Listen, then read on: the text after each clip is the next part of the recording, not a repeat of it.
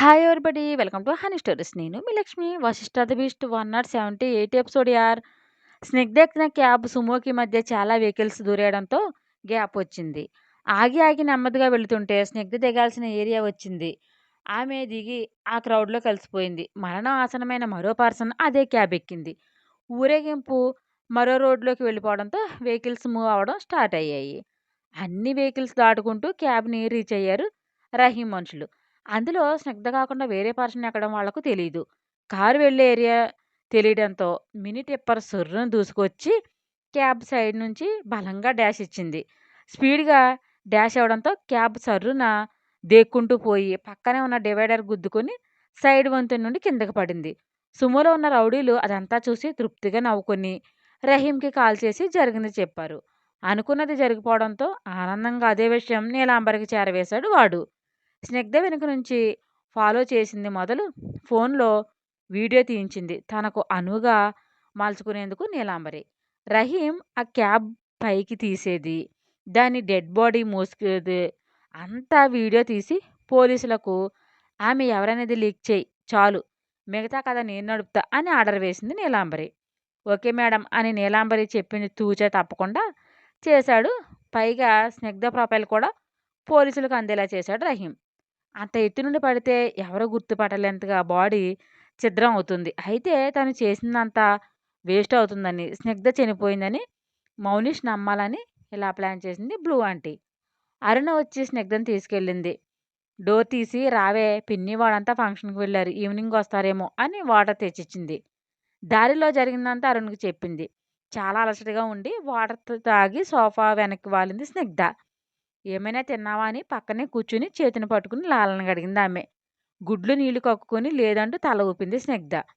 ఉండు దోశ వేస్తాను అని లేచి వెళ్ళింది అరుణ. కాసేపటికి దోశలు వేసుకుని అల్లం చట్నీ వేసి ప్లేట్ ఇస్తూ తిని ఫ్రెష్ అవు, చాలా నీరసంగా ఉన్నావు అందామె. ఏంటో చాలా ఆకలిగా అనిపించి దోశ తుంచి కంగారుగా నోట్లో కూరేసుకుంది స్నిగ్ధ. చాలా డీసెంట్గా ఉండే తను అలా తినడం చిత్రంగానే అనిపించి స్నిగ్ధ ఆర్ యు ఓకే అని అడిగింది అరుణ. ఏంటో చాలా నీరసంగా ఉంది, ఏదో తినాలనిపిస్తుంది 2 డేస్ నుండి, అదే అర్థం కావడం లేదు అరుణ అందామె. అనుమానంగా చూస్తూ మీ మ్యారేజ్ అయ్యి 6 మంత్స్ పైన అయ్యింది కదా అని అంది ఆమె.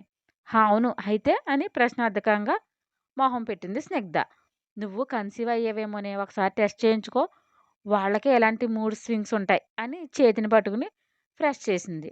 కళ్ళనీళ్లు బటబటా కార్చేస్తూ ఎడమ చేత్తో బంపుని నిమురుకుని అరుణ వైపు చూసింది నిజమా అన్నట్లుగా స్నిగ్ధ. అవునే నాకైతే అలానే అనిపిస్తుంది అందామె చాలా ఎమోషనల్ అవుతూ. నాకు బేబీ వస్తుంది ఓ మై గాడ్ అంటూ ఎక్సైట్ అయింది మౌనిష్ని గుర్తుకు వచ్చి కళ్ళనీళ్ళు రాలుస్తూ. మీ డాడ్ చాలా థ్రిల్ అవుతాడు బంగారం, నువ్వు వస్తున్నావని తెలిస్తే అని నవ్వేసుకుంది స్నిగ్ధ. తిని రెస్ట్ తీసుకో, మౌనిష్ గారికి కాలు కలిసాక చెబుదు గాని అని నవ్వింది. యశ్వంత్ని తలుచుకుని నీ వాగుడికి సమాధానం వస్తుంది నా బిడ్డ చూసుకోండి అని కసిగా పళ్ళు నూరింది స్నిగ్ధ. అదే నిజం అవుతుందని స్నిగ్ధ ఆ క్షణంలో ఊహించలేదు.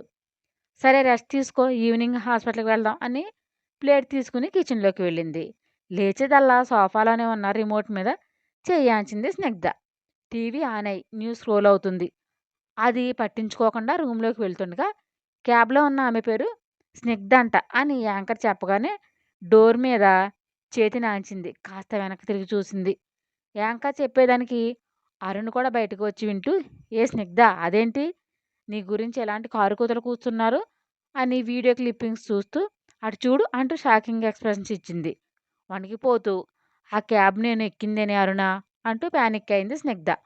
ఓ మై గాడ్, అంటే నీ మీద మర్డర్ అటెంప్ట్ జరిగిందే, ఎవరినో నువ్వనుకుని చెబుతున్నారంట, నీ వెనుక స్పై చేశారు వాళ్ళు అంది అరుణ.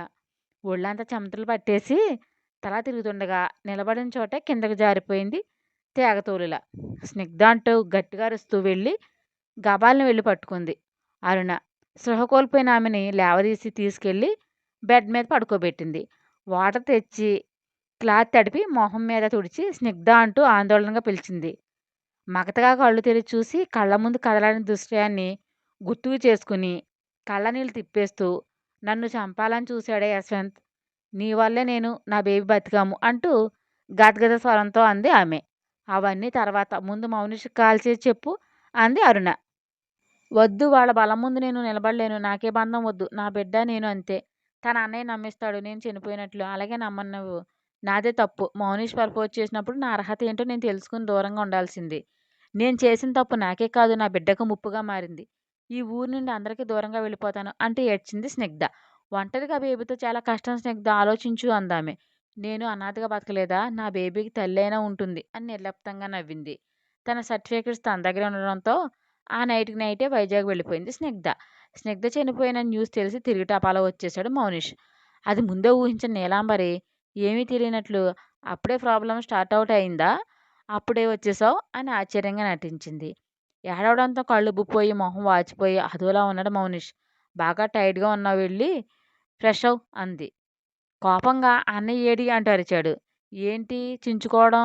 యశు లేడు. ఆంధ్ర వెళ్ళాడు అంటూ కోపంగా చెప్పింది. Mom don't play game. స్నిగ్ధని చంపి ఏమీ ఎరగనట్లు ఆంధ్ర వెళ్ళాడా? నేను హైదరాబాద్ నుండే వస్తున్నాను. నాకు అన్నీ తెలిసాయి అంటూ అరిచాడు. నీ స్నిగ్ధ ఆమె ఎవరు? అంటూ ఏమీ ఎరగనట్లు మొహం పెట్టింది.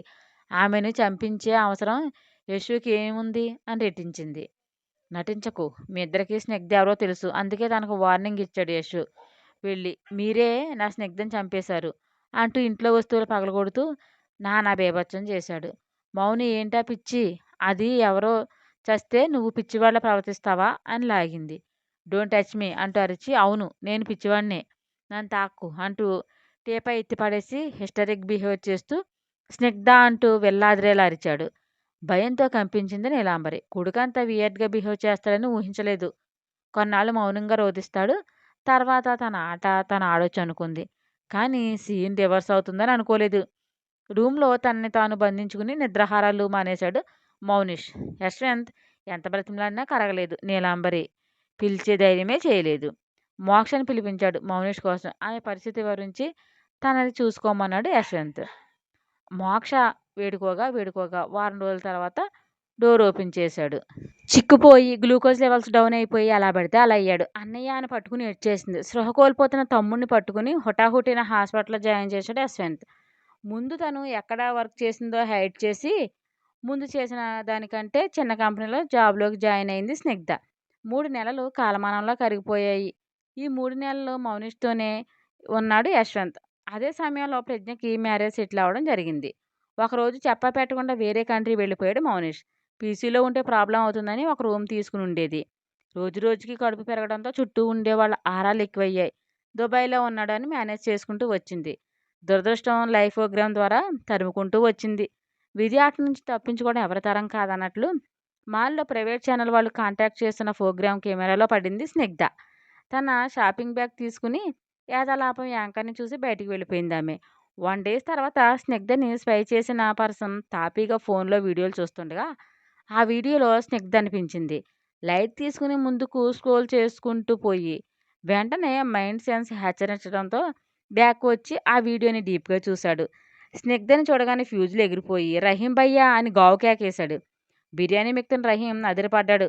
వాడి ఆర్తనాదానికి గబాలను లేచి వచ్చి ఏందిరా నీ అరుపులు చేతనా కొడకా అంటూ రంకెలు వేశాడు. భయ్యా ఇది చూడు అంటూ ఫోన్ అందించాడు. ఏముందిరా బేవకూఫ్ అంటూ వీడియో చూస్తూ వేళ్ళు చీకుతున్నాడు. సరిగ్గా చూడు భయ్యా మౌనీష్ సార్ వైఫ్ బతికే ఉంది అని వణికే స్వరంతో చెప్పాడు.